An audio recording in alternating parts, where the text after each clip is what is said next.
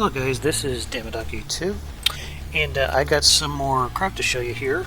Just wanted to do a quick little showcase before we got back into the campaign. I think we'll start from the right and we'll just work our way on over. First off, this is a little airship I threw together before I went on vacation. And for those of you who didn't know, I spent about a week in Florida, had a lot of fun down there. Anyhow, this is the Master of the Wind Mark II airship. The primary weapons in this are these 200mm railguns. But there's not a whole lot of people that know about this trick. It's pretty handy because you can use a 3x3 Omni mantlet with railgun parts, which I didn't even know you could do this till someone pointed it out to me. I can't remember who they are off the top of my head though, but I'll have to thank them later. But yeah, this thing spans these shells out. I believe it's a hollow point sabot, and both of these get like 151 RPM. So yeah, a very, very nasty piece of work here. Just blasts the hell through everything.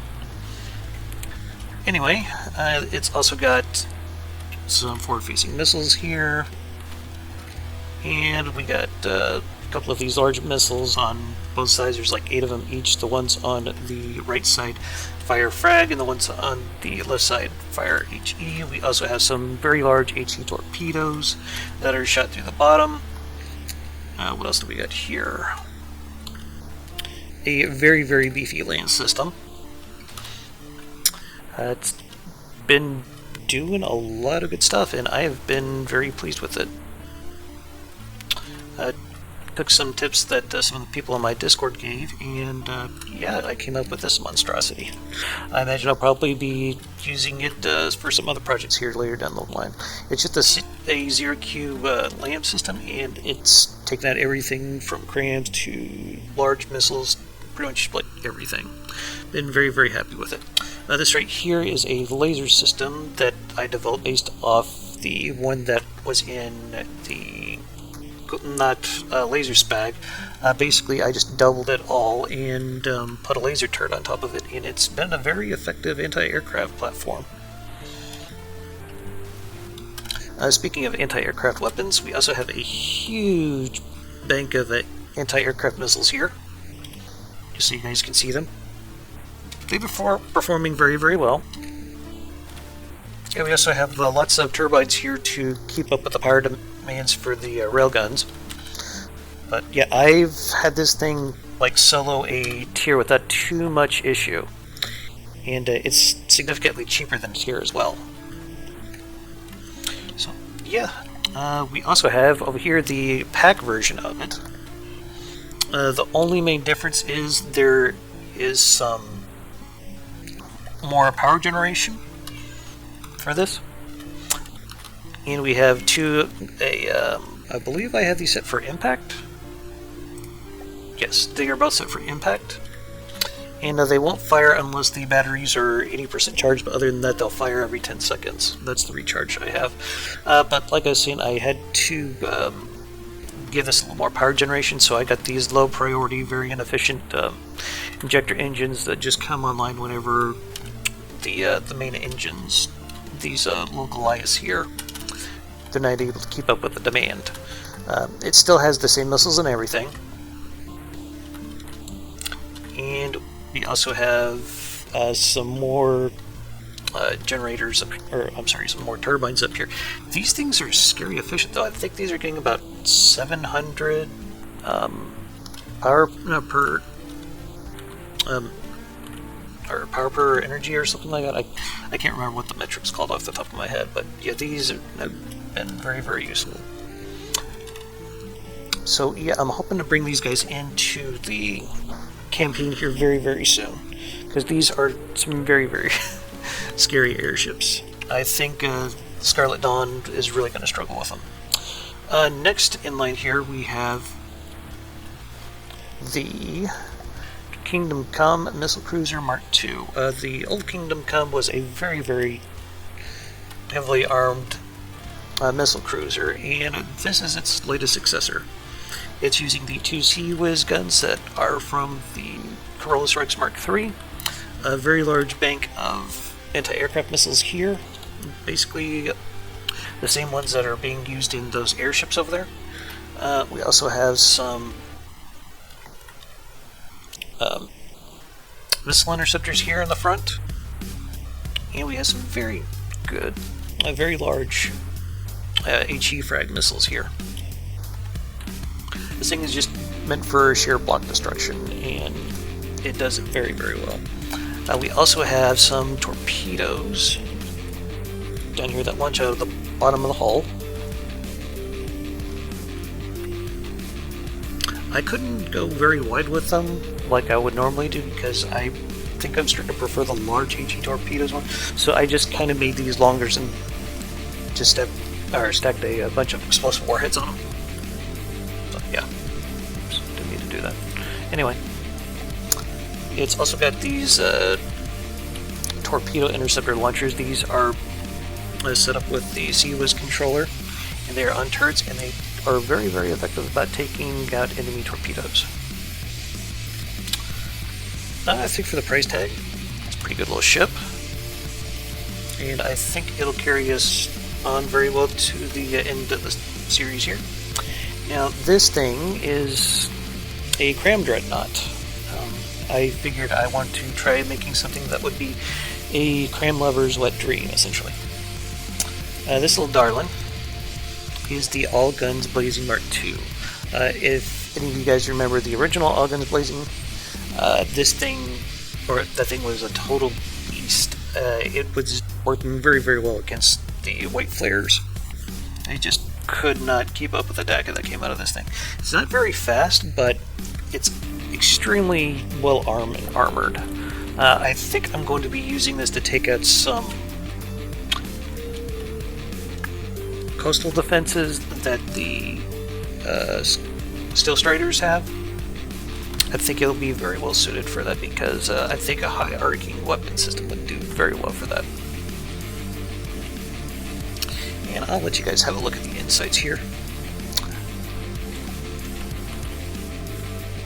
But yes, I did kind of go with a bit of a Trumbull style here.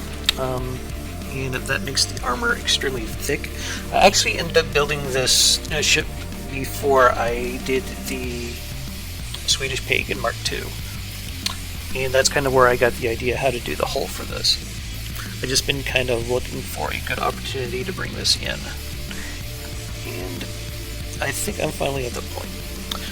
It doesn't really have much as far in the way of defense. It mainly is going to be relying on its armor, and it's got these interceptor torpedoes, or torpedo interceptors, however the hell you want to call them. And it's got lots and lots of big crams. These are crams that are actually made for another ship,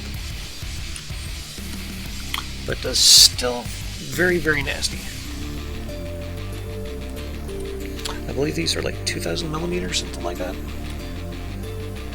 And I have these are set for pen depth, I believe. At pen depth, HE, these are all frag, I think, the smaller ones.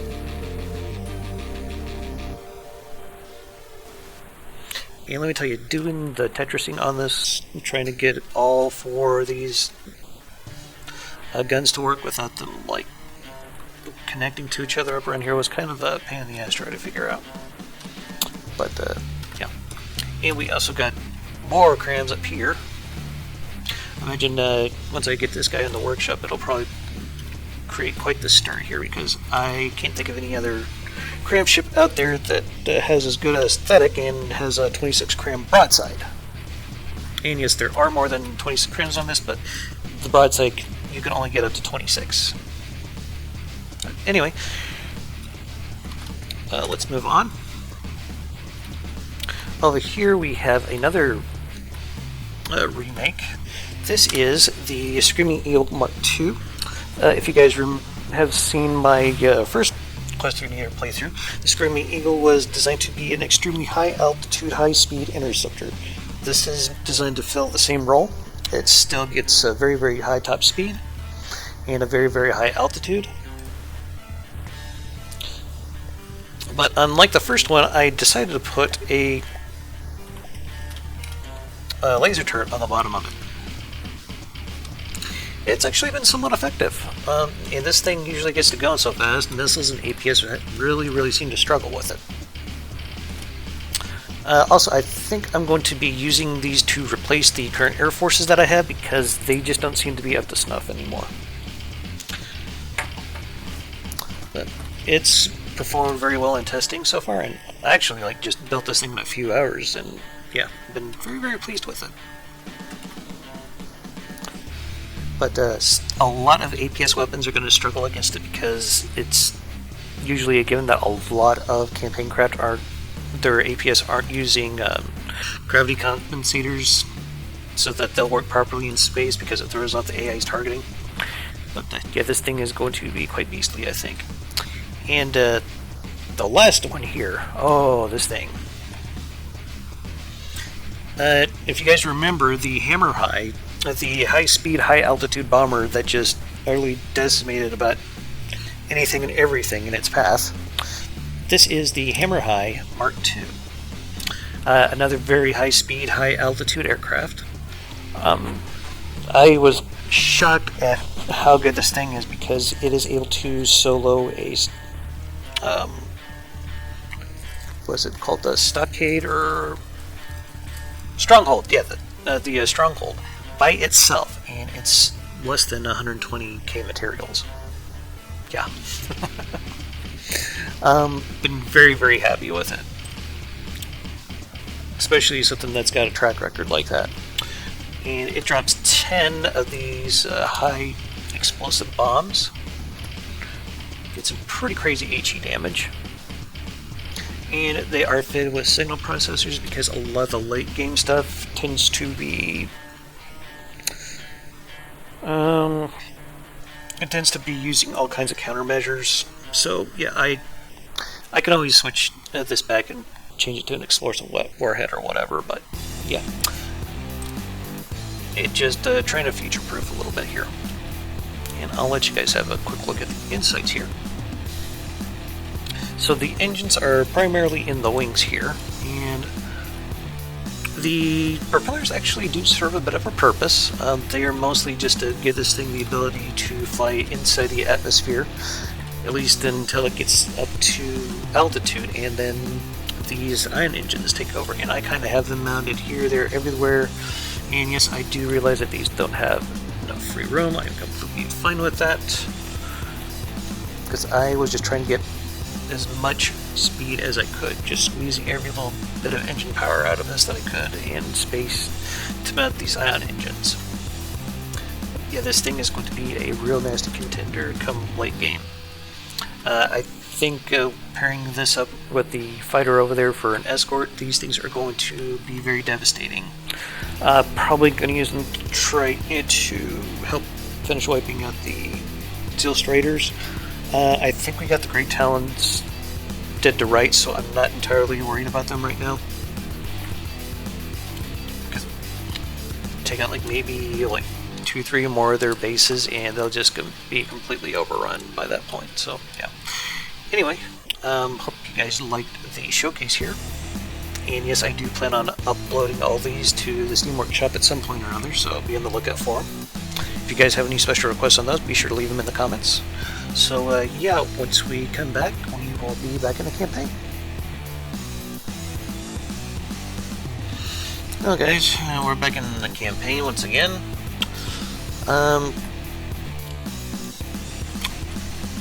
You have to forgive me, it's been a while. I was on vacation for a bit.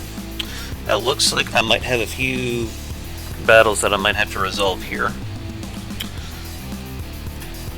I think we'll go ahead and start with this one.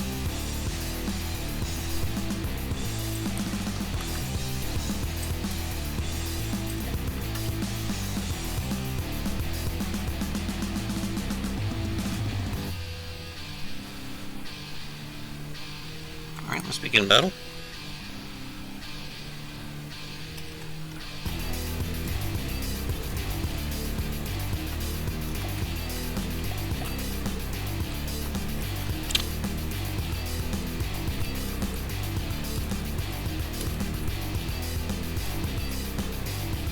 I think those missiles are getting launched just a wee bit too early.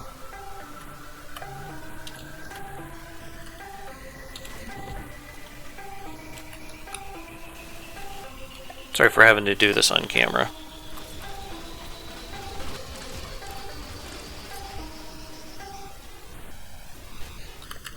Fudge it.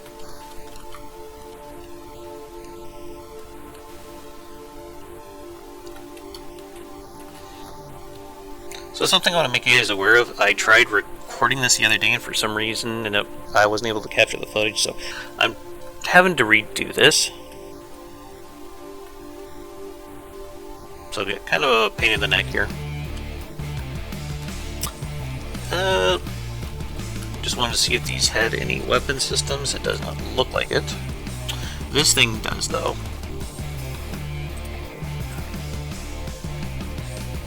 And what the hell are these things? Repair span, that's what they look like. It looks like we are getting some hits on the Sky Talon Fortress, though.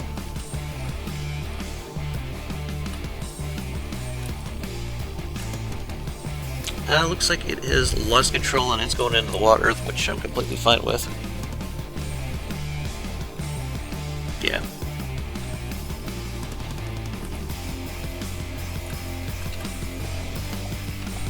Gotta say, I love submarines in this. I wouldn't call them overpowered, but there's not really a whole lot of answers to them.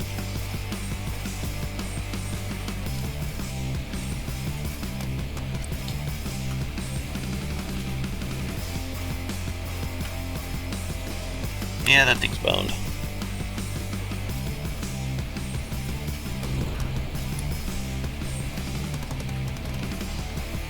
I think I want to make it like a heavy submarine though at some point. Something like the Holy Diver or Electric Funeral. Those were some really badass submarines. Alright, well, it looks like everything that's armed out here is taking it, so I'm just going to pause the recording here and finish the rest of it off. There's not really any danger, so yeah, be back after a bit. Okay, so I found us another battle. There's a Thresher Shark here. These things can be a little hard to kill. I think I got enough firepower to be able to handle it. So, yeah, let's go ahead and see what we can do.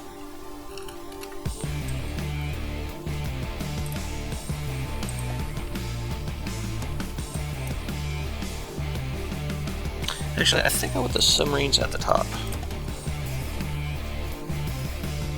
Yeah.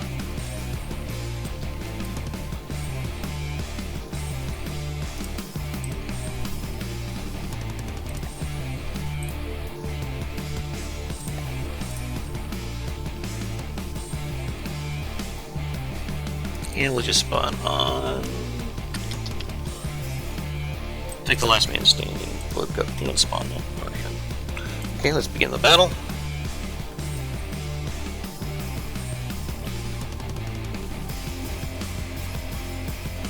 Bit of lag there, holy crap.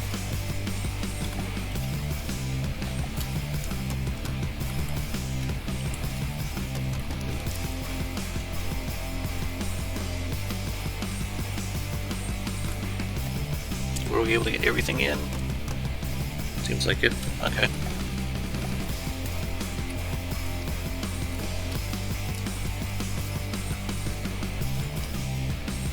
So I think the main way of beating that Thresher Shark is going to be with torpedoes.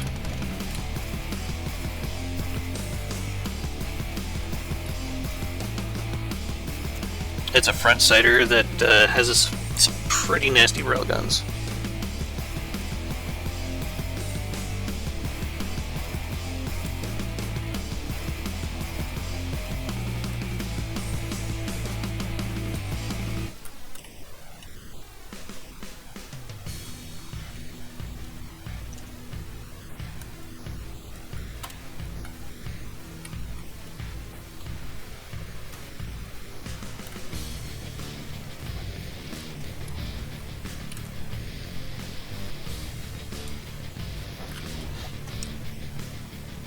We ain't landing any hits, it looks like it. Oh, that thing's about to run out of materials. Dominatus is taking a beating, but if this thing runs out of materials, then it ain't gonna be able to do jack shit.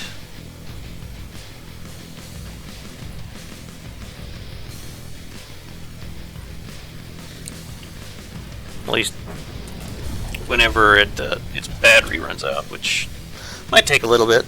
But yeah, if it can't generate any more juice, then there won't be a whole lot left you can do.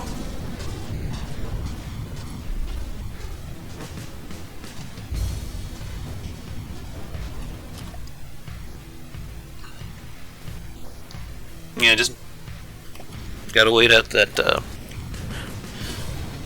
energy there.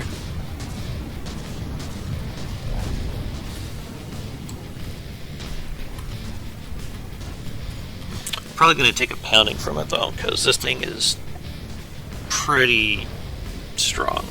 Yeah. And now it can't fire its weapons anymore because it's out of materials.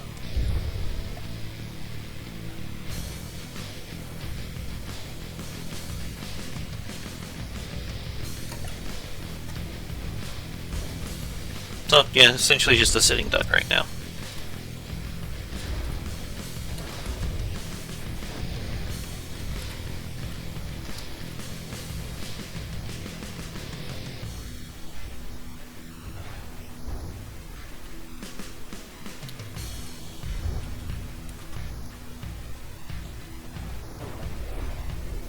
Yeah, it looks like it's despawning. Very nice. Pterodominus is going to need some repairs, but I'm fine with that.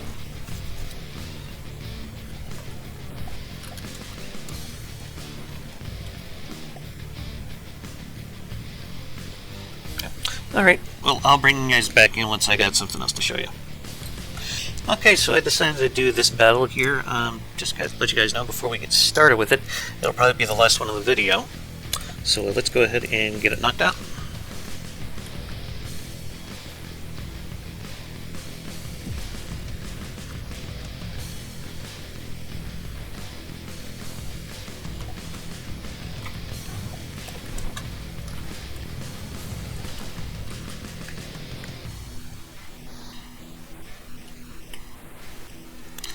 Just so we can watch the fireworks over here. Alright. And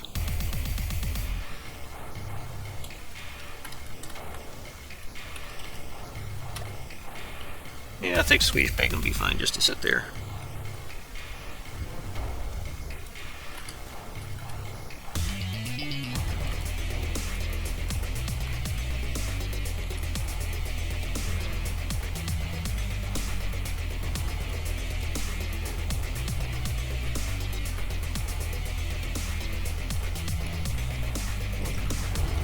Ooh, that was a nasty hit. It looks like these are just kind of empty for the most part.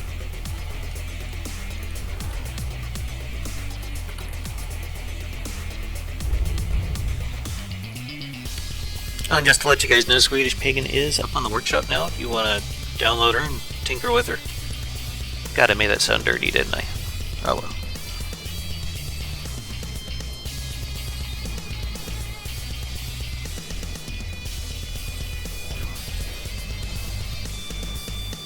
That's right.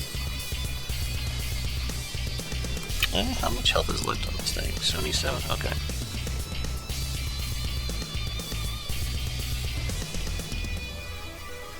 There it goes. Probably AI dead now. I think we will have another one of the Great Talon's fortresses pop up after this thing's done despawning.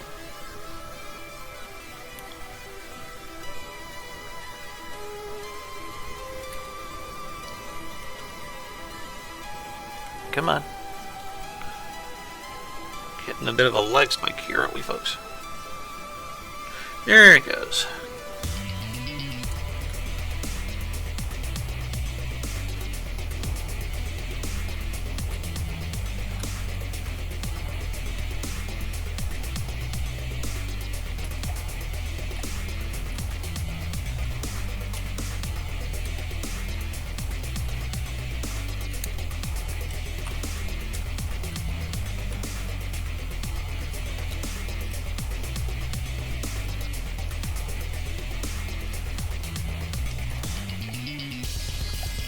No damage.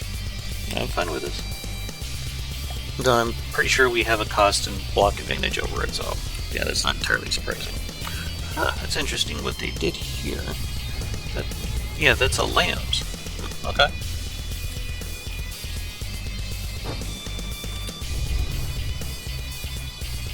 I'm not entirely sure what that was.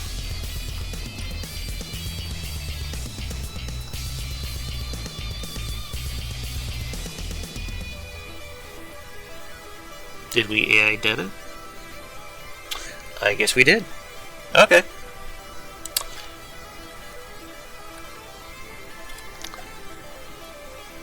Alright, well I guess I'll just wrap up the video here then. So I'd like to thank you guys for watching. This has been Dama 2. Have yourselves a hell of a day, and keep your hammer high. Later.